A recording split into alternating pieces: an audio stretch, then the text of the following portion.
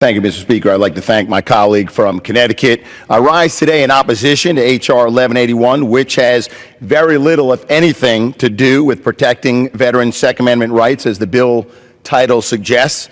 I'm a 30-year veteran of the United States Army. I served in Iraq. I've led soldiers in both combat support and combat service support units in the active and reserve components.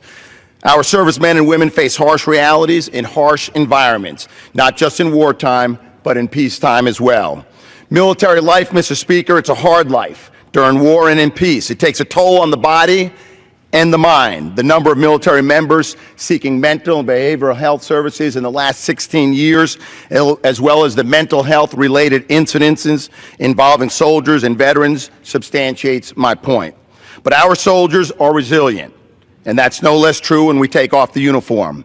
But for many of our veterans, it might take some extra help, some extra time to recover from that harsh and sometimes traumatic military experience. As a nation, we must support our veterans in recovering from that experience, not only by providing the benefits they deserve, but by protecting their right to enjoy the rights that they've defended. But, Mr. Speaker, H.R. 1181 misses the mark. When a determination is made that a veteran is mentally incompetent or incapacitated for whatever reason, that determination is made to protect them, not to punish or deprive them.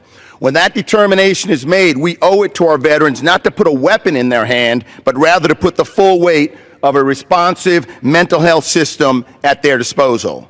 We entrusted our soldiers with a weapon while in uniform, so let's treat our veterans with the same expectations and standards of safety when they take off the uniform.